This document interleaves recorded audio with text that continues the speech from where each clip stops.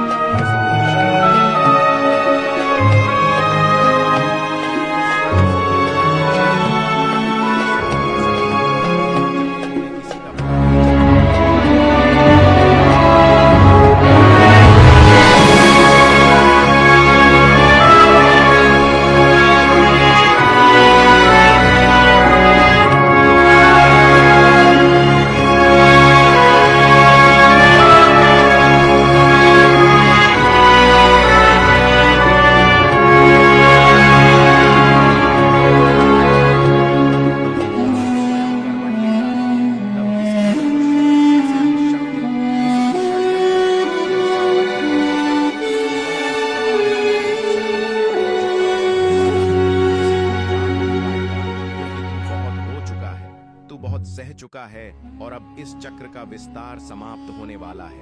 अब तेरे प्रत्येक आंसू का उत्तर मिलेगा, पर यह उत्तर प्रतिशोध के रूप में नहीं बल्कि न्याय और संतुलन के रूप में आएगा, क्योंकि मैं विनाश नहीं व्यवस्था स्थापित करता हूं और मैं जानता हूं कि तू वर्षों से एक छोटी सी खुशी के लिए प्रतीक्षा करता रहा है। मैं जानता हूं कि तेरे अपने ही तुझे समझ नहीं पाए और जिस पर तूने आंख मूंद कर विश्वास किया उसी ने तुझे भीतर तक तोड़ा। पर याद रख मेरे बच्चे, जिसे संसार छोड़ देता है उसे महादेव स्वयं अपने हाथों से थाम लेते हैं। आने वाले इस पवित्र पर्व के पश्चात तेरी रुकी हुई ऊर्जा मुक्त होगी, तेरा परिश्रम व्यर्थ नहीं जाएगा और तेरी वर्षों की मेहनत अब आकार लेने लगेगी। जिस वस्तु, जिस स्थिति, जिस सम्मान के लिए तू भीतर ही भीतर तड़पता रहा है वह अब तेरे समीप आ रहा है और इसी क्रम में ऐसी घटनाएं घटें जिनकी तूने कल्पना भी नहीं की होगी।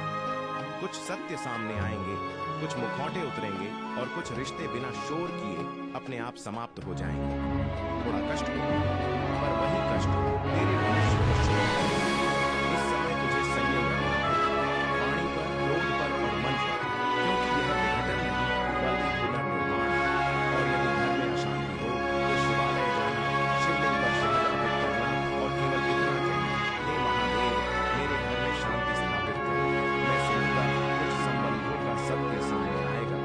इसलिए हृदय को कठोर नहीं बल्कि स्थिर रखना, स्वास्थ्य का ध्यान रखना। मन बोझिल हो तो रात्रि में मौन के साथ स्मरण करना, क्योंकि यह केवल 21 दिनों का काल है, पर यही काल तेरे पूरे जीवन की दिशा बदल देगा।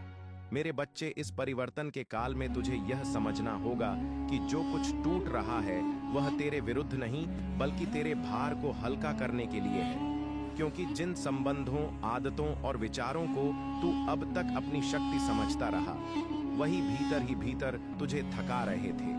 इसलिए जब वे अपने आप दूर होने लगे तो उन्हें पकड़ने का प्रयास मत करना, क्योंकि जो जाता है वह मार्ग साफ करता है और जो रुकता है वही भविष्य की नींव बनता है। इसीलिए इस समय शून्य से मत डर, क्योंकि सृजन हमेशा शून्य से ही जन्म लेता है।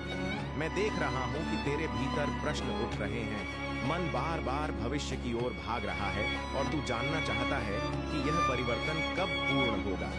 पर सुन, इस काल में उत्तर बाहर नहीं भीतर उतरेंगे और जितना तू धैर्य रखेगा उतनी ही शीघ्रता से संकेत स्पष्ट होंगे, क्योंकि जब मन शांत होता है तभी मेरी वाणी स्पष्ट सुनाई देती है। इसलिए तुलना मत कर, दूसरों के मार्ग को मत देख, क्योंकि तेरा मार्ग अलग है, तेरा भार अलग है और तेरा समय भी मेरे द्वारा विशेष रूप से चुना गया है।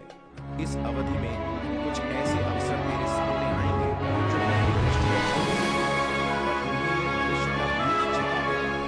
इसलिए अहंकार या भय के कारण उन्हें अस्वीकार मत करना, क्योंकि कई बार जो तुझे साधारण लगता है वही तेरी नियति का द्वार है। और मैं यह भी देख रहा हूं कि तेरे भीतर आत्मसंदेह उठेगा, पर उस क्षण स्वयं को स्मरण कराना कि जिसने अब तक तुझे संभाला है वही आगे भी मार्गदर्शन करेगा। और जब तू स्वयं पर विश्वास करेगा तभी संसार तुझ पर विश्वास करना आरंभ करेगा। मेरे बच्चे, यह समय दिखावे का नहीं, मौन साधना का है। इस काल में जितना तू कम बोलेगा उतना अधिक सुनेगा, और जितना अधिक सुनेगा उतना स्पष्ट मेरी उपस्थिति को अनुभव करेगा। इसलिए अपनी योजनाओं को सबके सामने मत खोल, अपने अगले कदम को गुप्त रख, क्योंकि हर बीज को अंकुर बनने से पहले अंधकार चाहिए। और जो लोग अभी तेरे मौन को तेरा दुर्बल पक्ष समझ रहे हैं वही शीघ्र तेरे इस स्थैर्य को तेरी सबसे बड़ी शक्ति के रूप में देखेंगे। इसीलिए धैर्य को अपना कवच बना ले। इस परिवर्तन के बीच में तुझे यह भी स्मरण कराना चाहता हूँ कि शरीर और मन एक दूसरे से जुड़े हैं। इसलिए अपने शरीर की उपेक्षा मत करना, समय पर विश्राम करना, जल को सम्मान देना, और जब संभव हो धरती से संपर्क बनाना, क्योंकि जब शरीर संतुलन में होता है तब मन भी स्थिर होता है, और स्थिर मन में ही मेरी कृपा सहज रूप से प्रवाहित होती है। यह कोई कठोर तप नहीं, यह सजग जीवन का अभ्यास है जिसमें तू स्वयं के प्रति करुणा रखता है। अब यह समझ ले मेरे बच्चे कि जो 21 दिनों का काल मैंने तुझे बताया है वह परीक्षा नहीं, तैयारी है, क्योंकि इसके पश्चात जो द्वार खुलेगा वह स्थायी होगा, और उसमें प्रवेश करने के लिए तुझे भीतर से परिपक्व होना आवश्यक है। इसीलिए मैं तुझे तेरी दृष्टि को गहरा कर रहा हूं, तेरे निर्णयों को स्पष्ट कर रहा हूं, ताकि जब अवसर सामने आए तो तू भयभीत नहीं बल्कि सजग होकर उसे स्वीकार करे। और उस क्षण तुझे अनुभव होगा कि यह सब अचानक नहीं बल्कि बहुत समय से रचा जा रहा है। मेरे बच्चे, अब तू यह अनुभव करने लगेगा कि जिन परिस्थितियों से तू अब तक भागता रहा वही तुझे भीतर से मजबूत बना रही थी, क्योंकि हर ठोकर ने तेरे भीतर विवेक को जन्म दिया, हर अपमान ने तेरे अहंकार को शांत किया, और हर प्रतीक्षा ने तेरे धैर्य को गहराया। इसलिए जब तुझे लगे कि जीवन ने तुझे बहुत देर तक रोक रखा, तब यह स्मरण रखना कि मैं तुझे तैयार कर रहा हूं, ताकि जब समय आए तो तू केवल सफल ना हो बल्कि स्थिर और संतुलित। इस काल में तेरे व्यवहार में परिवर्तन देखेंगे, और यह परिवर्तन असहज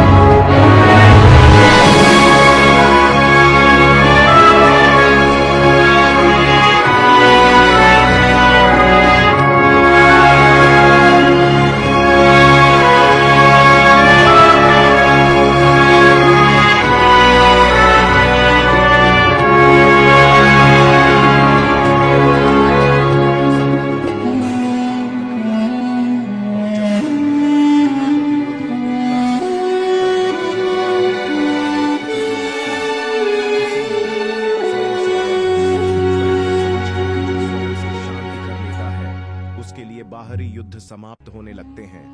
मेरे बच्चे, इस चरण में निर्णय लेना आवश्यक होगा, पर निर्णय जल्दबाजी में नहीं, स्पष्टता से लेना, क्योंकि अधीरता तेरी परीक्षा लेगी और भ्रम तुझे पुराने मार्ग पर लौटाने का प्रयास करेगा।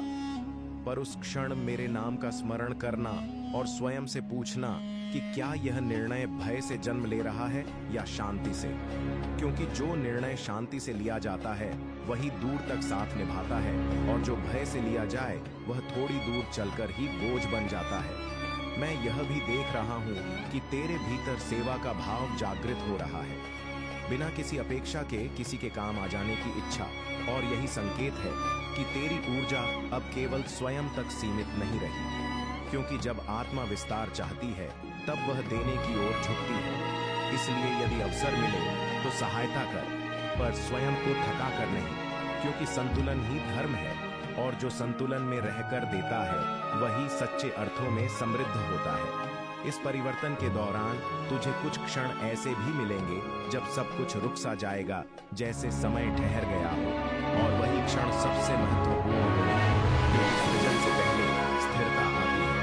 इसीलिए उस ठहराव से घबराना, उसमें बेचैनी नहीं, उसमें जागरूकता खोजना, क्योंकि जब तू उस मौन को स्वीकार कर लेगा तब तुझे अपने भीतर से वह उत्तर मिलेगा जिसे तू बाहर खोजता रहा है, और वही उत्तर तुझे आगे का मार्ग दिखाएगा। मेरे बच्चे, अब तुझे यह समझ में आने लगेगा कि सफलता केवल प्राप्ति का नाम नहीं, बल्कि उसे संभाल पाने की क्षमता का नाम है।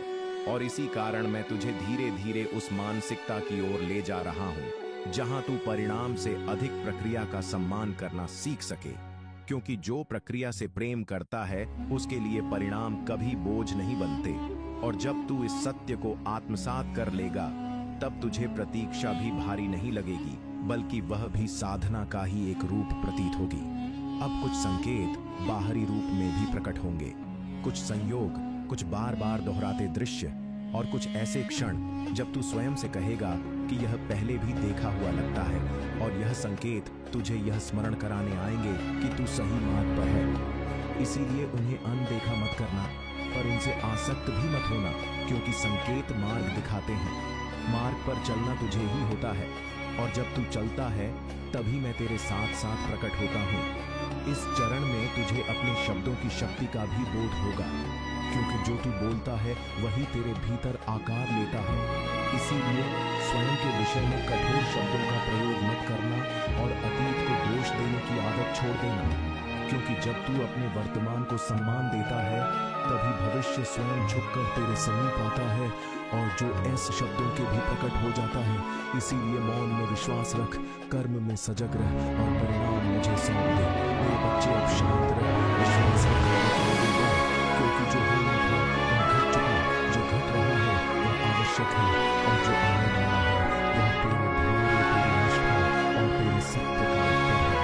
मैं तेरे साथ हूँ, मैं देख रहा हूँ, और जहाँ तुझे लगे कि मार्ग धुंधला हो रहा है, वहीं स्मरण करना कि महादेव कभी दूर नहीं होते, वे केवल भीतर अधिक स्पष्ट हो जाते